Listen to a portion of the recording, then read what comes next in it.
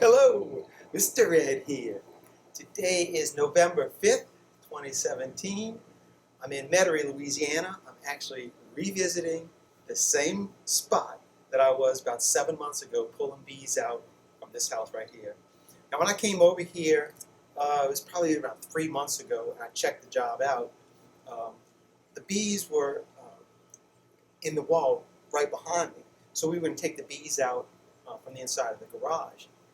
Well, what happened in that 3 months' time is that the bees have migrated up to exactly the same position where I pulled bees out of here 7 months ago, and they're in the same spot, and they're in the floor space between floor joists, and it's in the same spot. So I'm just going to unscrew the screws that are holding a piece of plywood down, and once again just lift up the whole hive, flip it over, and put it on the sawhorses and start removing the hive and put them into the comb. So basically another transfer and relocation. Now, November is not the ideal time to be doing this. And the likelihood of bees surviving the transition from being established in a location and removing them and trying to establish them in another area, it's a stressful ordeal for them. And since we're not in a nectar flow, and really at this time of year, the bees are actually starting to shut down, the queen's starting to stop laying, and so the hive is slowing down. And so we're going in there right now and removing these bees in a not most opportune time. However, if I wouldn't be removing these bees, then no doubt they would be killed, because we're right here, this where we are standing right here, which is the entrance for the hive right here. It's an alleyway between two houses, and the neighbors, which is not even 12 feet away from us, it's a concrete alleyway, and their kids come up and down here all the time. So the issue is that they don't want to jeopardize the neighbors' children. So we're going ahead and removing these bees again. By the grace of God, we'll get this job done, and these girls, they'll make it through the winter and become Abbey honeybees. The sisters that were here before, they are doing fantastic up at the Abbey right now. Let's hope that these will do the same performance as they are.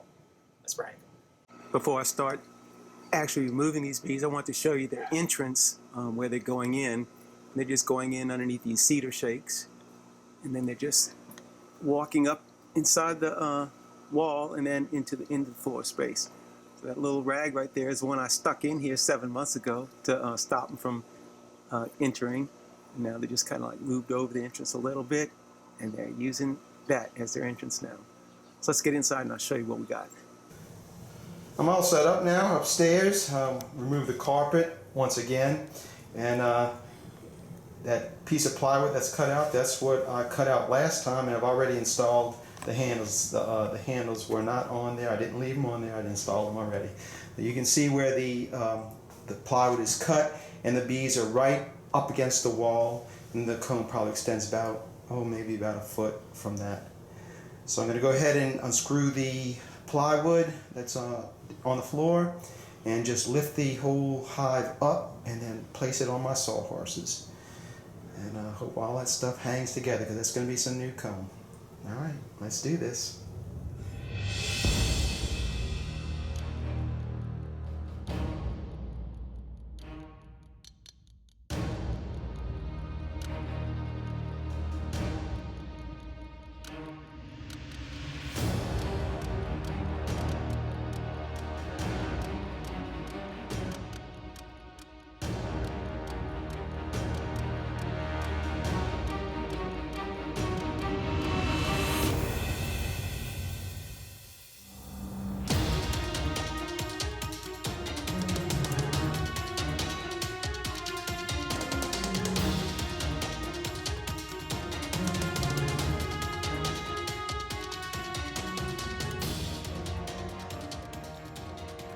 There it is, folks. Worked very well. Took the whole hive out in one piece. Thank you for that, Jesus. Oh man, I was worried about that comb breaking off of it, because I knew it was all brand new. And a lot of honey in there, I can see. We only broke a few pieces off in the floor. Right down here. And there is our entrance. Right there. So I'm going to go ahead and vacuum these bees first and pick this stuff up. And you know I'm looking for the queen. Time to start that vacuuming. And there it is. Bees vacuumed up, lickety split. I left a little bit of that honeycomb down there, so any of the bees that are coming in from the outside, they'll find it, get on it, and I can get them too.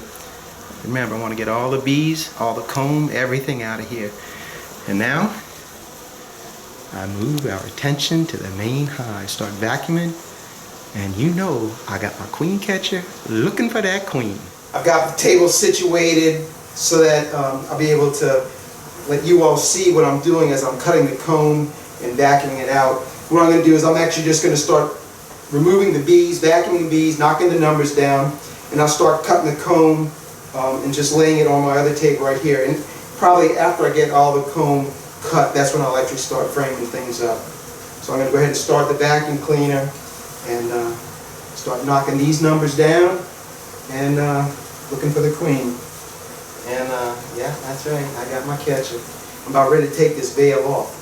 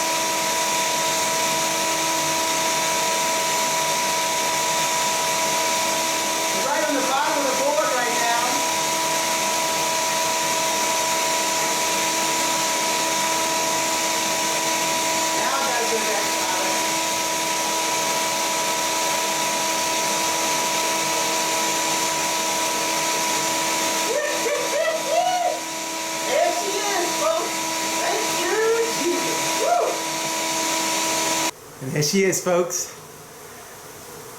It was kind of like almost a given. If you're able to pull that hive out in one piece like that, you're pretty much guaranteed you're going to get that queen. And I just kept on cutting the comb, cutting the comb. That last section, when I laid it down, there was one cluster of bees. They just kept on staying right in one spot. Put my finger on it and pop, she popped out, and there she is. So I'm going to set her on the box. Let these girls kind of find her, and I'm going to finish up this job. Thank you, Jesus. Whew, that's sweet.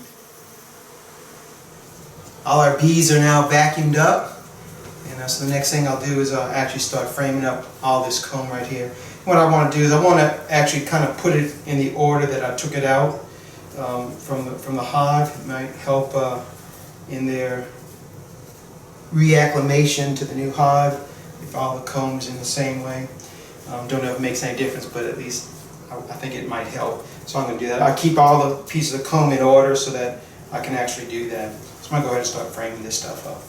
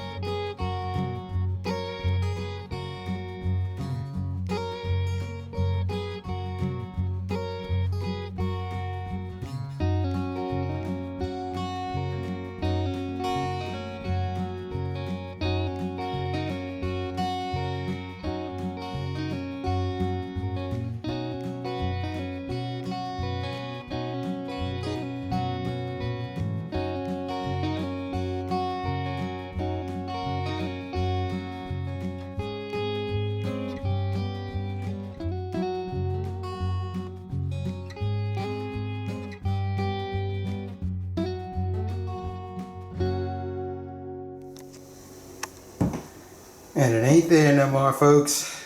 All gone. That was all where all the comb was on the back of the board. All of our comb has been framed up, and that is the only bit of comb that I did not put back in there. Everything else is in their box. Alright, our bees are down on the ground right here. I'm going to make one more vacuum. There's still a few in the windows. So I'm going to make one more vacuum in here and pick up our queen right there, and we'll head up to the Abbey. And here's our bees.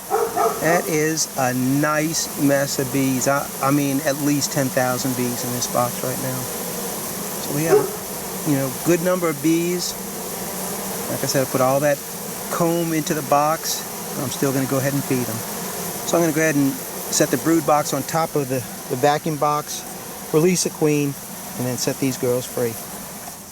So before I turn that queen loose, I want to make sure that everything is clear. That now, last video I did at that house, Dirt Rooster threw in that comment how Mr. Ed had thrown in a Japanese hornet queen because she was so big. Well, this is the queen that came from that hive, and she's going right back into it.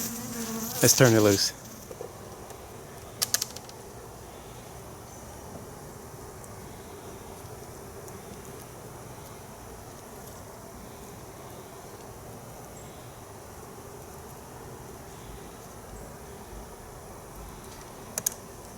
Oh, she's walking on the frame right here. She didn't want to go on this frame. She went into another one. But she is in the box. So we're going to go ahead and close it up. That wasn't very glamorous. We're going to close this up and seal the deal. That's all I have for you today. It was a very good deal, I believe. We got the queen, got the bees over here. I'll be feeding these girls. I'll keep an eye on them. I mean, I just live half a block from here, and I can keep my eye on these girls really close. So thanks for watching. Keep on watching. I'll be making more. God bless. Mr. Ed. I'm out here until the next video.